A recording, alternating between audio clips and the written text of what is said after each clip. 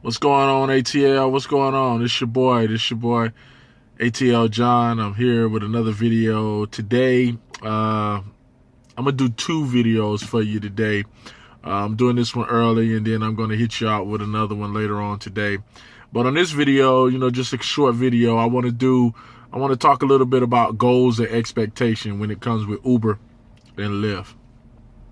Because if you go on YouTube, it's a lot of cats out there. They're saying you can make this, you can make that, and I'm gonna be real with you. There's good money to be made in Uber and Lyft, but you got to be realistic. And that's why I always tell people, at minimum, I know for a minimum, if you just drove 5 days and you didn't do 7 days, you can make 500 a week. And that's just minimum. That's the minimum amount. If you drove 7 days, you can make 1,000 or more a week.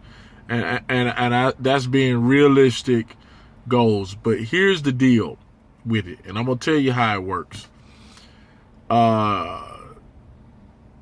are three ways you can look at it, if you will. Number one, if you're gonna be full time, don't ever look at the hours that you're driving. I've seen videos out there where people say, well, I made this amount of money and I was on the clock for 3 or 4 hours. That's good. And I mean, some days you'll do that. Like I could go, let's say you go pick up a surge, it was a 2.5er and you hit it out there. This person's going to the airport, so you make $40 off of that ride.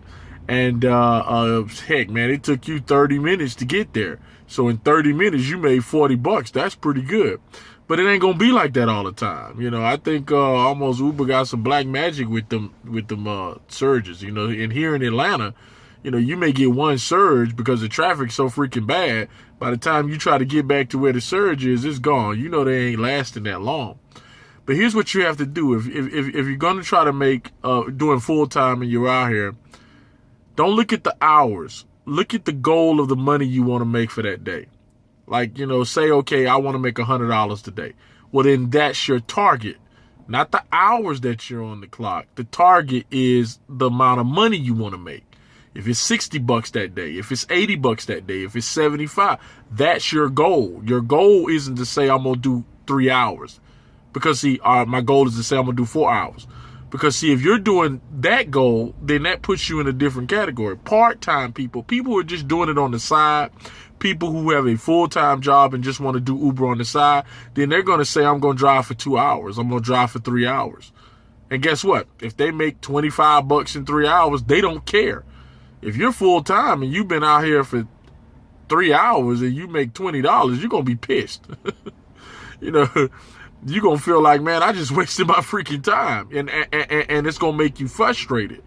But let's say if you had to do 10 hours and you hit that $100 goal, then you'll feel like you accomplished something that day because you made the $100. And that's how you have to look at it. Because, yeah, you may be on the clock a long time, but, you ain't going to be driving no 10 hours straight. That's just ridiculous. You're going to probably be parked somewhere waiting on a call, going in between calls and different things like it. And here in Atlanta, like if you're going from the airport, let's say you up in Sandy Springs or you're in Dunwoody or in Alpharetta or up north, it may take you 30, 40 minutes to get to the airport. So, that's a pretty good haul there. And then it may take you, if you want to sit at the airport, which I don't. I call sitting at the airport the dead zone. But if you go back to where you're going, that's another 30 or 40 minutes to get back to where you got to go. So remember, here's the first tip with it. Don't look at the hours that you're going to be on the clock.